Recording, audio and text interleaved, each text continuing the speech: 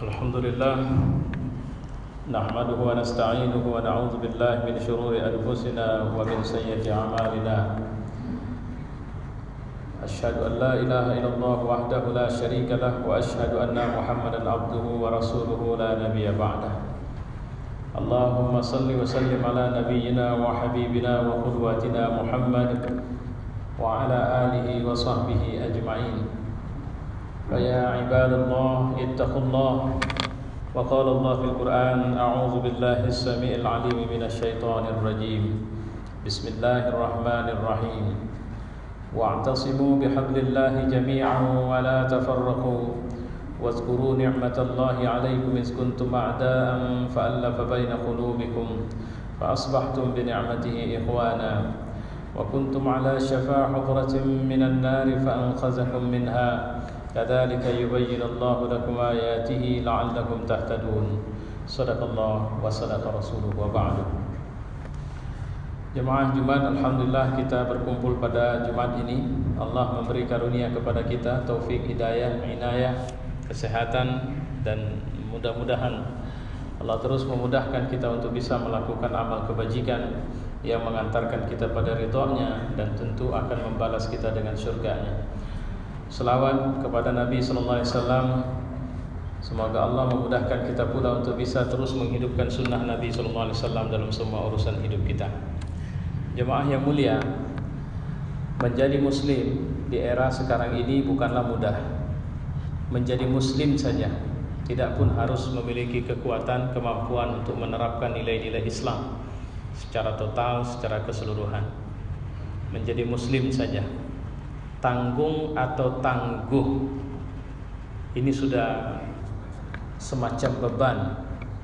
Karena faktanya kita menemukan Islam adalah satu kata yang mungkin nyaris semua orang tidak ada yang tidak tahu, baik orang yang mencintainya ataupun orang yang memusuhinya. Tapi komposisi orang yang mencintainya dengan orang yang memusuhinya dalam banyak hal selalu saja orang yang memusuhinya ini ternyata yang paling banyak menceritakan, membicarakan, membincangkan Islam ini di tengah-tengah kehidupan mereka. Apa yang saya maksud mereka lebih banyak membincangkan Islam? Mereka membincangkan tentu bukan dengan semangat yang positif, tapi lebih dengan semangat ingin bagaimana Islam itu terpinggirkan, tersingkir, tidak punya nilai, tidak disukai, dimusuhi, atau mungkin lenyap dari kehidupan atau perbincangan kehidupan kita. Jika saja kita mengurut-urut ada tentang terkait dengan apa yang menjadi kesibukan berpikir kita, lantas kemudian apa yang menjadi kesibukan kerja kita, maka sepertinya apa yang saya sampaikan tadi nyaris bisa dibenarkan. Karena Islam tidak menjadi hal yang utama dalam perbincangan persoalan kehidupan kita secara individual. Islam bukan menjadi topik utama di rumah kita. Islam tidak menjadi topik orang-orang yang berbincang di warung kopi jika mereka orang muslim. Islam bukan perbincangan tukang becak, karena bahkan bisa dikatakan nyaris tidak pernah mereka mendiskusikan Islam. Islam malah menjadi topik yang mulai walaupun dibincangkan, tapi cara membincangkannya mulai dengan gaya-gaya orang-orang yang membencinya di kalangan kelompok Islam menengah, mulai termakan untuk kemudian mengatakan bahwa ya Islam kan sebuah agama. Dalam kehidupan bernegara, saya pikir sebuah kebodohan kalau kemudian kita harus membawa Islam ke dalam kehidupan bernegara. Walaupun saya mengatakan dialah yang bodoh, karena sebenarnya dia mengira bahwa Islam sama dengan agama lain. Sama sekali tidak bisa disamakan. Bahkan bagi kalangan agama-agama samawi, dalam hal ini Islam, Kristen, Yahudi, Islam juga tidak bisa disamakan. Karena dalam muatan ajaran Islam itu ada prinsip universalitas, di mana ajaran ini memuat seluruh urusan kemanusiaan, baik individu maupun kemasyarakatan, baik sebagai rakyat maupun sebagai presiden. bicara negara, dia juga bicara rakyat, dia bicara ekonomi, sosial, politik dan semuanya. Pokoknya selama itu menjadi urusan manusia, Islam berada di sana sebagai sebuah ajaran. Pertanyaannya, ajaran apa? Ngapain Islam sampai ngurusin urusan buang air kecil, sampai ngurusin negara, bagaimana jadi presiden, jadi menteri? Sebenarnya bukan bagaimana jadi, tapi bagaimana beretika supaya di sana dia tetap manusia yang sadar diri bahwa dia itu cuma hamba Allah yang menjalankan perintah Allah, memerankan peran sebagai khalifahnya Allah, yang semangat yang harus dia jalankan adalah sebagai pemakmur bumi Allah. Itu dia. Islam tidak ngurusin secara teknis bagaimana kita harus merancang satu pesawat terbang. Tidak, Islam mau bicara pesawat itu jikapun kau nanti temukan, kau tetap manusia yang tidak sombong di situ. Jangan kau bilang kau seperti Hawking misalnya, ketika dia mengatakan hari ini bahwa walaupun ternyata untuk tegak berdiri dari duduknya saja dia tidak sanggup, tapi dia berani menonsenskan Tuhan. Untuk ngomong saja nggak bisa pakai mulutnya lagi, dia sudah pakai bantu alat. Tapi dia sudah berani bilang bahwa aku tidak percaya Tuhan. Itu orang bodoh yang paling gila itu. Dan Islam tidak suka manusia kayak begitu itu. Karena Islam ingin menempatkan kita pada posisi sejenius apa, sehebat apapun penemuanmu, maka kau cuma manusia dengan peran bahwa kau harus menjalankan peran khalifahnya dan tidak melepaskan diri untuk kemudian tetap memakai jubah atau seragam bahwa kau cuma budaknya Allah Subhanahu wa taala. Tapi jangan lupa bahwa perbudakan Allah itu bukan perbudakan yang menghinakan, tapi memuliakan kita, yang meninggikan harga kita jauh lebih tinggi dari nilai-nilai dunia atau kehidupan dunia ini. Tentu saja prinsip yang sedemikian ini, walaupun ada prinsip-prinsip yang lain, itu sangat tidak disukai. Karena ada orang yang prinsip atau orientasi hidupnya adalah dunia, bagaimana dia bisa kaya, bagaimana dia bisa senang, dan jangan urus cara saya cari kekayaan, jangan urus cara saya mempertahankan jabatan. Maka itu yang dilakukan oleh Assad misalnya di Rusia, di Suriah, yang dibantu oleh Rusia. Apa yang dia lakukan adalah kemudian melakukan penghancuran terhadap rakyatnya sendiri. Dia menjadi hantu bagi rakyatnya sendiri, bahkan dia memberi teror kepada rakyatnya sendiri. Alasannya cuma sederhana, aku ingin bertahan pada kekuasaan.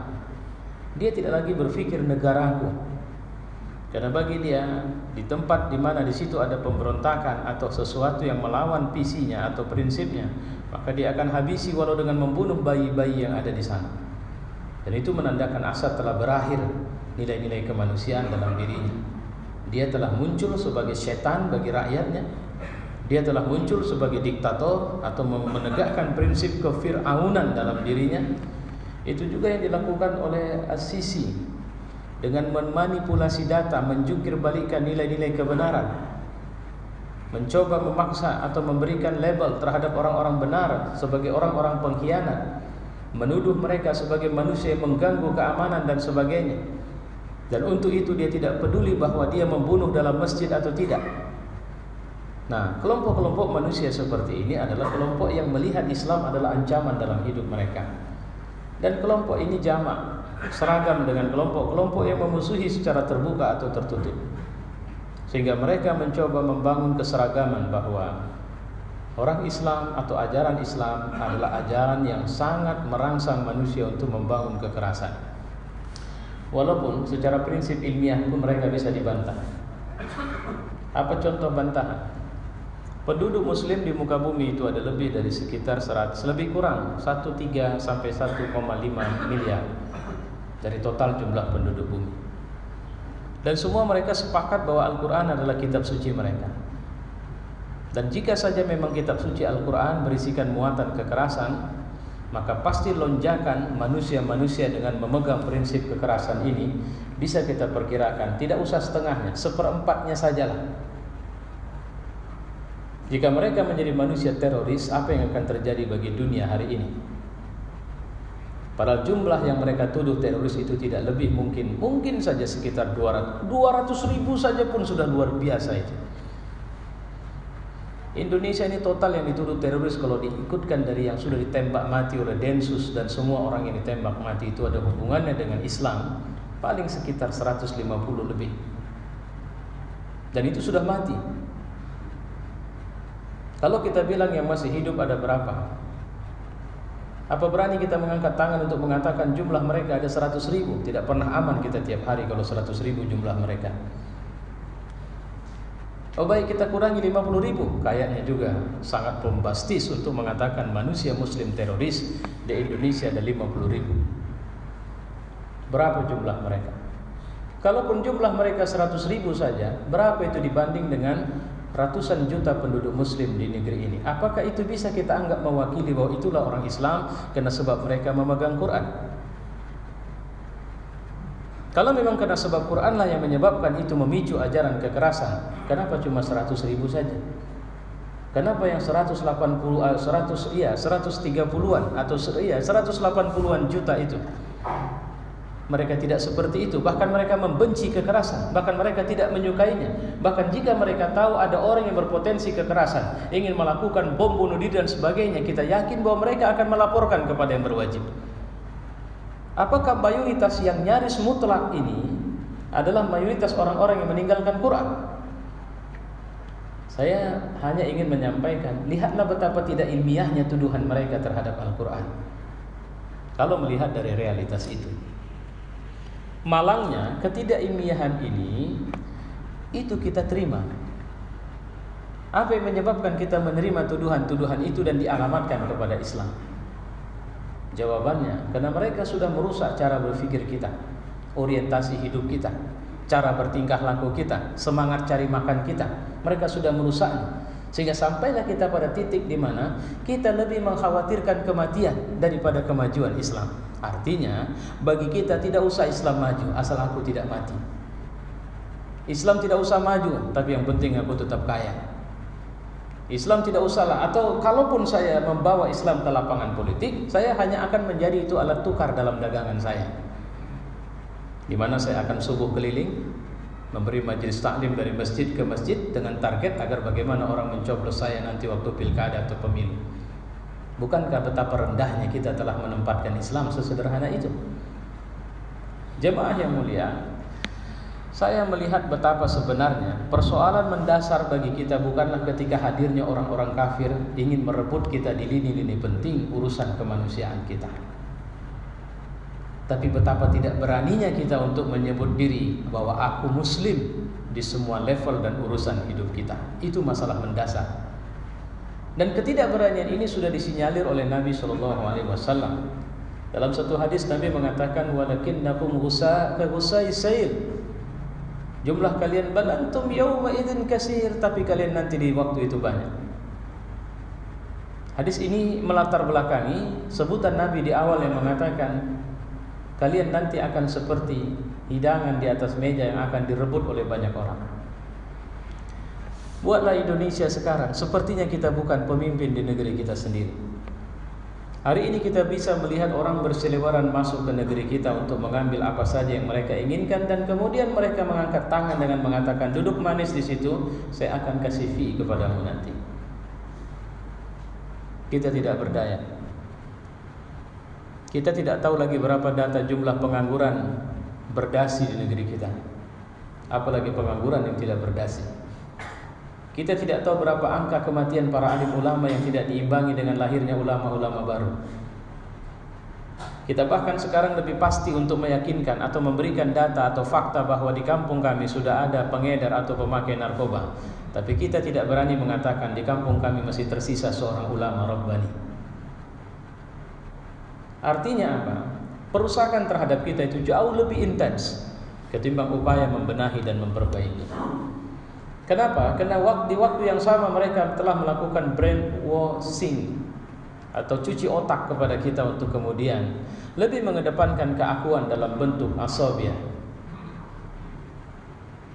Ketika ada seorang misalnya memiliki kemampuan, kedalaman ilmu dan sebagainya, dan mari kita ajak dia untuk mengaji di tempat kita, lantas tidak sedikit orang yang mengatakan bahwa dia bukan ustadz kita, dia bukan kelompok kita, dia bukan mazhab kita, dia bukan ormas kita, dia tidak datang dari partai kita, maka jangan panggil dia ke kita. Lihatlah betapa kita lebih suka bersembunyi dalam kamar-kamar kecil dalam rumah besar kita, dan kemudian berteriak-teriak di sana untuk mengatakan bahwa inilah Islam. Padahal kita hanya berada di satu dari sekian banyak kamar dalam rumah Islam itu. Dan ini menguntungkan kelompok-kelompok yang menginginkan jatuhnya wibawa umat Islam. Dan apa sebab kita seperti ini? Nabi mengatakan, kalian terkena satu virus penyakit yang bernama wahan. Wa mal wahan ya Rasulullah? Apa itu wahan ya Rasulullah? Maka Nabi mengatakan, hubbud dunya wa karahiyatul maut. Cinta kalian sama dunia tinggi kali. Jadi babnya, kita tidak dilarang untuk mencari dunia setinggi dan sebanyak apapun. Tapi persoalannya, ada orang yang tidak ada dunia sama dia, tapi cintanya luar biasa. Perhatikanlah kalau dia seorang alim, dia memiliki kecintaan yang tinggi kepada dunia, maka akan apa yang akan dia buat dengan ilmunya. Perhatikan pula jika dia seorang penguasa yang memiliki kecintaan yang amat tinggi terhadap dunia, maka akan bagaimana dia berkuasa atau menjalankan kekuasaannya. Wa karahiyatul maut, dan kalian takut mati. Maut, ada yang mengembangkan dengan mengatakan bahwa ketakutan terhadap mati ini bukan secara fisik kita meninggalkan dunia, tapi khawatirnya dunia ini lepas dari kita, sehingga matilah karirnya, matilah kekuasaannya, matilah pengaruhnya, matilah kemuliaannya, matilah orang-orang yang mengeluh-elukannya, sehingga untuk itu dia akan melakukan apa saja.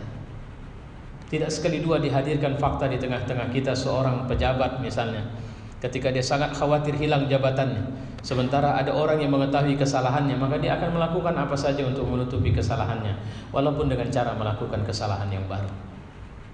Itu titik-titik ketakutan yang menyebabkan kematian ghirah, kematian sinergi, kematian kesatuan, kematian saf, sehingga akhirnya kita tidak punya lurus yang saf yang lurus atau rapat.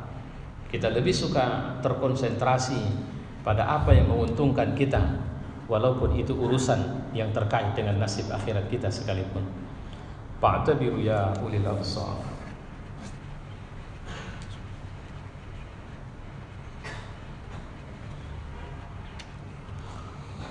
Alhamdulillah, nahmaduhu wa nasta'inuhu wa na'udzu billahi min syururi anfusina wa min sayyiati a'malina. Wa shalli wa sallimu ala nabiyyina wa habibina wa qudwatina Muhammad wa ala alihi wa sahbihi ajma'in. فيا عباد الله اتقوا الله وقال الله في القرآن أعوذ بالله السميع العليم من الشيطان الرجيم ولتكن منكم أمة يدعون إلى الخير ويأمرون بالمعروف وينهون عن المنكر وأولئك هم المفلحون صدق الله وصدق رسوله وبعد. Apa yang harus kita lakukan adalah seperti yang Allah bilang dalam surat Ali Imran ayat 104 ini, bahwa harus ada tim, harus ada kelompok, harus ada orang-orang yang bersekutu, bersinergi untuk kemudian menyeru kepada kebaikan, mengajak kepada yang ma'ruf, meninggalkan yang munkar. Karena Allah mengklaim bahwa inilah orang-orang yang beruntung itu. Saya ambil dalam skala kecil saja. Sudah saatnya masjid tidak sekedar sebagai tempat kita sujud. Sudah saatnya kita harus menjadikan masjid sebagai pusat konsentrasi pembangunan kekuatan umat, sama seperti Rasulullah dulu membangunkannya. Sudah saatnya masjid dia harus bisa all of the time, 24 jam terbuka. Jadi tidak ada tertutupnya masjid. Mungkin saja bangunan utama untuk ibadah tertutup dalam beberapa waktu, karena masjid akhirnya memiliki satelit-satelit positif. Masjid memiliki ruang belajar, masjid memiliki ruang kesehatan, masjid memiliki ruang ekonomi, masjid memiliki ruang apa saja yang dibutuhkan oleh umat. Sudah saatnya kita tidak lagi berinfak dalam bentuk uang yang kita cemplungkan ke dalam kotak infak di masjid. Tapi mulai hari ini kita mengatakan, saya seorang politisi, saya seorang dokter, saya akan menginfakkan 1 jam waktu saya di masjid. Silahkan gunakan saya di masjid. Saya seorang politisi, saya akan menginfakkan 1 hari dalam 1 bulan di masjid. Silahkan berkomunikasi, saya akan melayani apa saja yang menjadi keluhan yang mungkin bisa saya sampaikan ke depan. Saya guru, saya akan menginfakkan waktu saya. Siapa yang tidak bisa baca Quran, saya siap mengajarnya. Jadi infak-infak seperti ini akan jauh lebih produktif, sehingga akhirnya dengan adanya dokter yang menginfakkan waktunya, masjid bisa punya klinik. Guru yang menginfakkan waktunya, masjid bisa punya madrasah. Politisi yang menginfakkan waktunya, masjid bisa menjadi sarana untuk nggak perlu istilah reses, tapi Anda tinggal menunggu waktu, karena dia akan datang dan mendengarkan kita semua dan akan melaporkan hasil dari apa yang sudah dia lakukan. Coba bayangkan jika ini kita kembalikan. Saya malah khawatir masjid juga akan diawasi kembali, karena orang juga tidak suka masjid menjadi pusat kekuasaan atau pusat gerakan atau pusat atau istilahnya Islamic Center, pusat pemusatan Islam. Tapi saya yakin Allah akan menggerakkan kita, Allah akan menggiring kita, Allah akan membimbing kita untuk mengembalikan Islam ini pada kejayaannya, dan kemudian kita akan dengan mudah melakukan apa saja yang kita sanggup lakukan, tentunya semua dengan izin Allah Subhanahu wa taala. Wa'lamu anna Allah qala fil Qur'an innallaha wa malaikatahu yusholluna 'alan nabi ya ayyuhalladzina amanu shallu 'alaihi wa sallimu taslima. Allahumma shalli wa sallim ala Muhammad wa ala ali Muhammad kama shallaita 'ala Ibrahim wa ala ali Ibrahim wa barik ala Muhammad wa ala ali Muhammad kama barakta 'ala Ibrahim wa ala ali Ibrahim fil 'alamin innaka Hamidum Majid. Allahumma fil lil mu'minina wal mu'minat wal muslimina wal muslimat al ahya'i minhum wal amwat. ربنا آتنا في الدنيا حسنة وفي الآخرة حسنة وقنا عذاب النار. عباد الله إن الله يأمر بالعدل والإحسان وإيتاء ذي القربى وينهى عن الفحشاء والمنكر والبغي يعظكم لعلكم تذكرون فاذكروا الله العظيم يذكركم واشكروه على نعمه يزدكم ولذكر الله أكبر.